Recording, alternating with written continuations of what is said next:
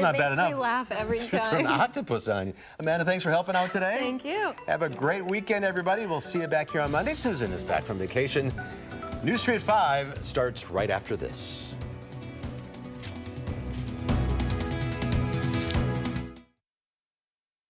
Okay.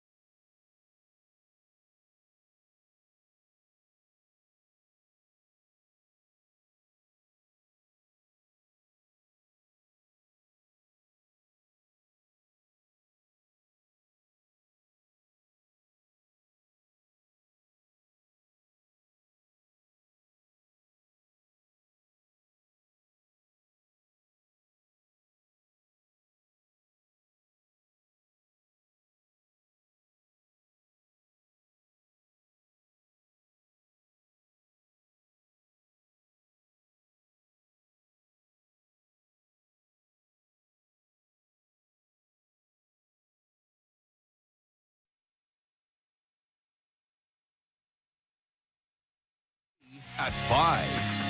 Thanks for staying with News 3. Madison's La Follette High School is heightening security this homecoming weekend, 2 days after a shooting just a few blocks away. Madison police have arrested a 21-year-old man believed to be the shooter, as well as a 17-year-old and a 16-year-old La Follette student in connection with that shooting. Rose Schmidt is live at La Follette High School to tell us what security measures the school is taking. Well, after 2 shootings within 7 days near La Follette High School here, police say that they feel like they needed to take some action, and school administrators plan to have extra police officers near the area here for tonight's homecoming game. They say they're not anticipating any problems, they're just taking precautions. This came together within the last 18 hours. The start to the school day was a bit sweeter Friday. We have tables piled with donuts and cookies and anything. Sherry Neal and other La Follette High School parents connected on social media. We all decided that today would be a great day to celebrate our kids. But celebration comes after a long week. For this to hit the La Follette community 2 times in 7 days is tough. It's tough for any school to bear. Madison police have arrested 3 people in connection with a shooting that happened Wednesday morning in the neighborhood near the high school. So what we know is that there were 2 groups, and they had prearranged to meet in this location for a fight. And again, someone made the decision to bring a handgun. Police say they haven't recovered that handgun, but it was used to fire 3 to 5 shots, one of them hitting a 16-year-old La Follette student. That student then came back toward the school, and the officers stationed there acted as a first responder. And the ERO was critical in helping coordinate getting the fire rescue there. Fortunately, it was just a minor injury. Neighbors have said there are regular fights near La Follette, and school administrators say they're looking into it. Over the years, there's been issues, as with many schools that are around neighborhoods. There will be community meetings with neighbors and parents trying to work toward finding solutions. I think people who are hiding and thinking that things are going to be just okay and this will blow over don't realize how quickly your child can be gone. You've got to do something. All students had to go through metal detector wands this morning, and the students asked for those wands to also be used tomorrow night for the homecoming dance, and they plan to have extra security measures there tomorrow as well. Back to you. All right, thank you, Rose. Developing late this afternoon, White House Press Secretary Sarah Huckabee Sanders has tweeted a statement on behalf of the president today concerning an FBI investigation into the sexual assault allegations against Supreme Court nominee Brett Kavanaugh. Sanders tweeted, "The president has ordered the FBI to conduct a supplemental investigation to update Judge Kavanaugh's file. As the Senate has requested, this update must be limited in scope and completed in less than 1 week. Now, earlier today, the Senate Judiciary Committee voted to send Judge Kavanaugh's Supreme Court nomination to the full Senate for a full vote, but not before some suspense and an added stipulation. Angelica Alvarez with more now from Capitol Hill. The nominee will be reported to the floor. Mr. Chairman, the Senate Judiciary Committee voted to move Judge Brett Kavanaugh's Supreme Court nomination to the full Senate, but his road to the High Court is still in jeopardy after GOP Senator Jeff Flake added a stipulation to his support. I think it would be proper to delay the floor vote for up to but not more than 1 week in order to let the FBI continue to do an investigation limited in time and scope. Flake reportedly huddled with Democrats as the committee sat in silence for nearly an hour before the scheduled vote. Earlier, protesters stopped him on an elevator, begging him to reconsider his support for Kavanaugh. And you're telling all women that they don't matter, that they should just stay quiet because if they tell you what happened to them, you're going to ignore them. Flake's decision and vote afterwards caused confusion among Republicans and Democrats on the committee. This was kind of a surprise to all of us. I think I know what happened. President Trump was asked about Flake's request for a delay. Well, I'm going to let the Senate handle that. They'll make their decisions, and they've been doing a good job. And he gave his thoughts on yesterday's testimony from Kavanaugh and his accuser, Dr. Christine Blasey Ford. I thought her testimony was very compelling, and she looks like a very fine woman to me. Brett's testimony, likewise, was really something that I haven't seen before. It was incredible. The president told reporters he does not have a replacement in mind if Kavanaugh does not get confirmed. Angelica Alvarez, CBS News, Capitol Hill. Senator Joe Manchin, a moderate Democrat from West Virginia who is undecided on Kavanaugh, issued a statement in support of Flake's decision. We are learning more about where Wisconsin U.S. senators stand on this delay of a vote on Kavanaugh's confirmation. Political reporter Jessica Arp is in our news center with what Senators Tammy Baldwin and Ron Johnson are saying tonight. Jess. Well, these two senators are sharply split on both whether Kavanaugh should be confirmed to the court and whether there should be a delay in a vote on the Senate floor. Senator Tammy Baldwin telling students on the UW-Madison campus who are supporting her re-election campaign that she had concerns about Kavanaugh's confirmation from the beginning and felt that additional FBI investigation should have been done prior to the Judiciary Committee vote. Senator Ron Johnson, who had been supportive of Kavanaugh's nomination, told radio host Vicki McKenna late today that he didn't want a delay but would agree to it for one reason alone. I'm ready to vote. You know, he'll be the next justice. If some members of our conference just want to go the extra mile, if you know the appeal to let's just do an FBI investigation. Okay, if it's very limited, it has to be limited. Okay, and I don't think we'd agree to anything other than that. It'll be well worth the few-day delay. What I would support is continued investigation into the allegations that have been raised, and the refusal of the majority party on the Judiciary Committee to do that and to wait for the vote until that's been done is you know, it's wrong. Baldwin's opponent, Leah Vukmir, is also standing with Johnson and other Republicans on Kavanaugh. In a statement late today, Vukmir said, quote, "It's time to end this circus and confirm Brett Kavanaugh," saying Baldwin would try to filibuster the nomination. Johnson said on the radio this afternoon that he'd go back to Washington for a procedural vote on Kavanaugh tomorrow, but that now that an investigation has been ordered, the floor vote should not happen for at least a week if it does move ahead. All right, Jessica Arp in our news center. Thank you. U.S. Representative Mark Pocan says the 83 people in Wisconsin detained by ICE are just a fraction of the people the group is tracking in our state. Pocan met with officials from ICE following the agency's 4-day operation in the state earlier this week. He says ICE couldn't tell him how many agents are working in Wisconsin or his district or the names of the people who were detained, but did say that ICE has a list of 250 people they're targeting in the state. Congressman Pocan says he'll continue to press the agency for more information on their operations in Wisconsin. Governor Scott Walker has announced a $1 million flood relief assistance fund today for the counties most impacted by this summer's flooding. One of those is Sauk County, where FEMA has spent the last few days assessing things. Jamie Perez joins us now after spending the day with FEMA crews. Jamie. That's right. So there are a total of 18 counties that are covered by that $1 million fund. Now, while that money does help, it won't be enough to help everyone get back on their feet entirely. Sauk County Emergency Management and FEMA went to assess more than 300 homes over the past several days to get a more detailed report. Now they'll gather all of that information, send it to the state, the governor, and if the damage amount is severe enough by their standards, they'll even send that request for a major disaster declaration for additional help. They are confident they will get the help that they need, but they say that it's sad to watch all of this unfold. It's sad, very sad. I mean, I think about the residents in our county all the time. You know, I talk to them all the time. I was just on the phone with a lady that got flooded out 10 years ago. They rebuild, and now you're back to square one. And that's not just, that's all through the whole county. And it's just. He says sad for emergency management to watch, but even more sad for those who are going through it. Jeff says that he expects there are still more homes who have yet to report the damage on their homes. He hopes that more people will submit a report of that damage if they haven't already done so that everybody can get a proper assessment of everything that's happened. All right. Thank you so much, Jamie. Area farms and corn mazes are hoping to see some dry weather. Schuster's Farm says the large amount of rain this summer had a big impact on the corn crop and its haunted corn maze. They say that corn stalks should be a lively green right now. Instead, they're already turning yellow. The wet fields also put them a little behind schedule before they opened for the season. Things aren't getting done because they can't get done.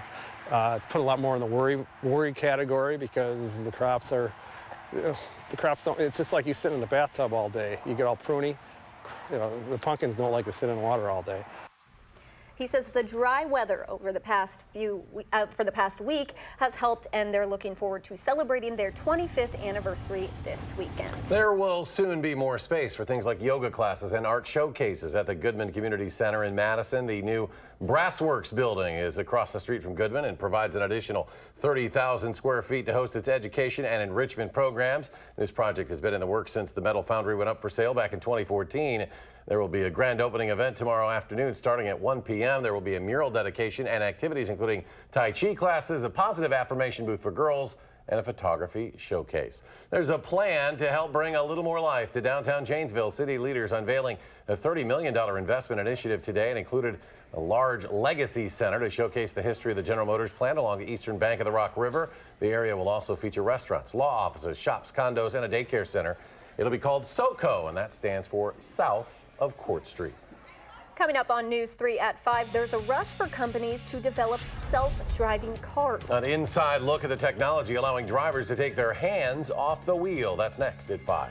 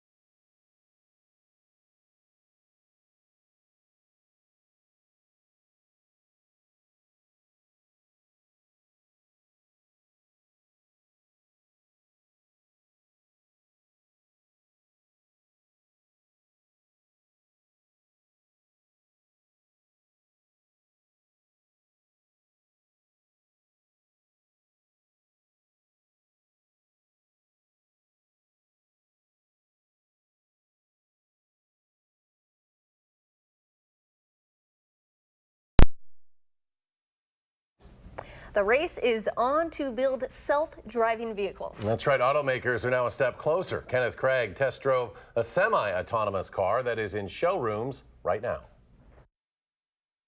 All right, here we go. Cadillac Super Cruise puts drivers on the road to the future. Hands off the wheel. Lead engineer Daryl Wilson says it is the first truly hands-free driver assistance program on the market. There's cars on either side, there's traffic in front of me, and we're cruising at 64 miles an hour, and I'm not doing anything. It only works on highways, but the technology steers, brakes, accelerates, and turns without any hands on the wheel. We went out and mapped every road that we wanted Super Cruise to operate on with a vehicle that laser scanned the road. Several automakers now offer some kind of driving assist when the steering wheel turns green. But engineers consider the Super Cruise one of the most advanced, along with Tesla's autopilot. The system can control speed and make lane changes, but it also has suffered a series of high-profile accidents. The Insurance Institute for Highway Safety looked at Tesla and other semi-autonomous vehicles and found these systems do increase safety, but only if drivers pay attention. Cadillac Super Cruise has a built-in infrared camera to make sure drivers are doing just that. This is flashing green. What does that mean? Flashing green would mean you're not looking forward. But CNET Roadshow editor-at-large Brian Cooley says the technology has a ways to go before cars can become fully autonomous. It's not about more sensors, it's about data. And so that's where we get into vehicle-to-vehicle communications. We need cars to be able to tell each other where they are and where they're going in the next few milliseconds. Cadillac is putting vehicle-to-vehicle technology in some cars, and in 2023 will offer a feature that notifies drivers of hazards down the road, work zone ahead, helping them avoid a potential crash. Kenneth Craig, CBS News, Detroit. Right now, Super Cruise is only available in the CT6. Cadillac plans to expand that technology across all models in the coming years. Honda issuing a recall of some newer models right now. More than 200,000 of the 2018 Accords and 2018 Insight hybrids are under recall. There's a problem with the software that runs their rear cameras. No accidents or injuries have been linked to this recall. Scrolling through Instagram might be hurting your bank account, especially if you're a millennial. Data released by mobile bank firm Borrow Money shows 53% of millennials admit to buying something they saw advertised on social media. 41% of those surveyed say they have made a purchase to make themselves feel better about their own lives. Dave Caulfield feels better about his own life. He is at the Jefferson County Car Show. Is that where you're at tonight, Dave?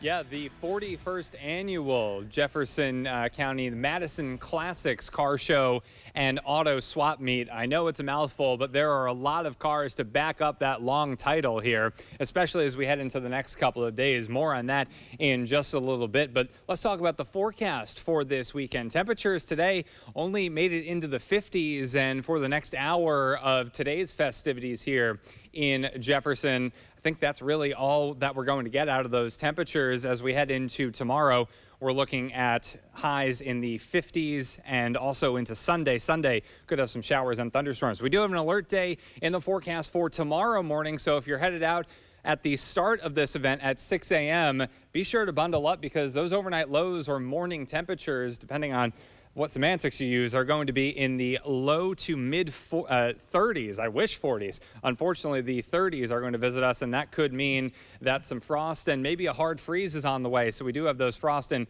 freeze bulletins in effect for tomorrow morning. Then temperatures should get into the 50s after that. So definitely a very cold start to your Saturday. By all means, we're looking at these clouds clearing out and light winds. That's going to allow those temperatures to really dip into the 30s. And you can see on visible cloud track over the last couple of hours, those clouds really dwindling across southern Wisconsin. Doppler track is quiet. We're looking at that rain moving to the east across southern Wisconsin. So not really looking at any raindrops. Those could be back, though, as we head into Sunday. Downtown Madison on the Edgewater Skycam, the waters right now not looking too bad, but it's definitely chilly, so you don't necessarily want to be on the lake. The almanac for today, highs only in the upper 50s, and that actually happened around midnight. So the afternoon temperatures were in the mid 50s. Outside normal is 67. So yeah, we could use those temperatures to go up a little bit, and I think they will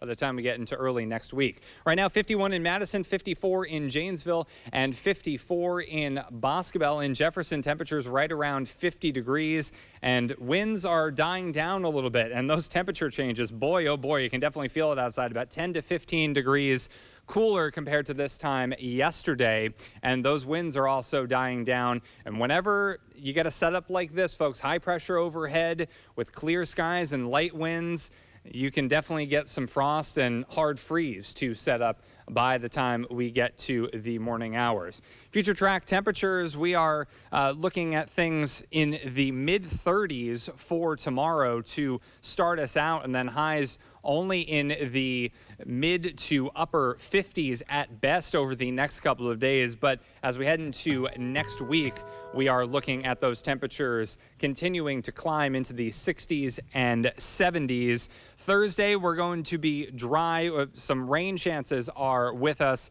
on Monday, Tuesday, and Wednesday, also on Sunday. So really unsettled weather settles in. Thursday, we're going to be dry, and then Friday into Saturday, those temperatures back into the 50s with a chance of some showers and storms. But now for a little bit more on the Madison Classics Fall Jefferson Car Show and Auto Swap Meet, the 41st annual occurrence of this event. For a little bit more on this, I'm joined by the founder of the whole kit and caboodle here. Paul Essie, thanks so much for joining me. So what makes this show and swap meet a little bit different? One of the largest car shows in the Midwest, yes?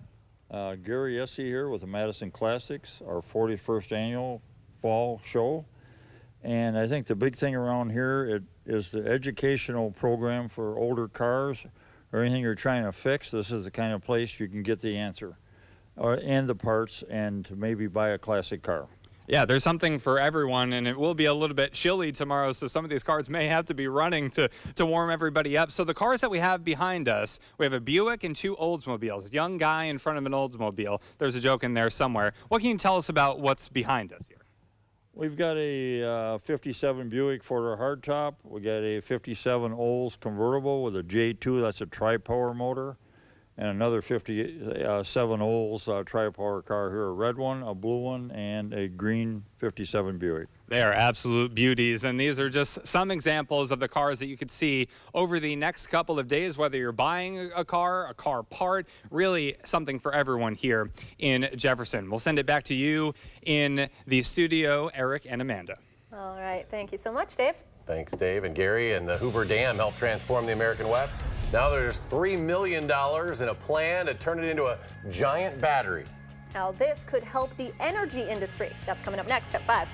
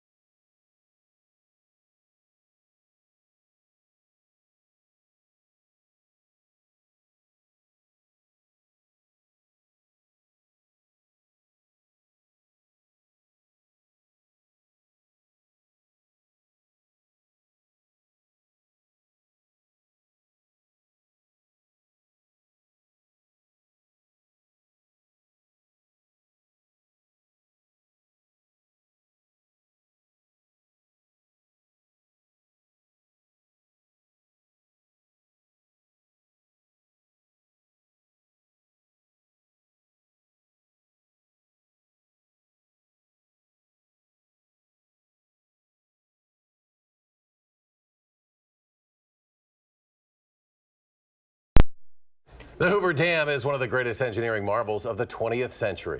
It was built during the Great Depression between 1931 and 36, at the time the biggest public works project in the U.S. The dam provides power to 3 states and water to more than 20 million people. Now there's a $3 billion plan to bring the power plant into the 21st century. Jamie Yukas has more from Los Angeles. The mighty Hoover Dam, a 726 feet high wall of concrete housing 17 power generators. When you look up, that is a lot of concrete. Yep, 3.25 million cubic yards of concrete.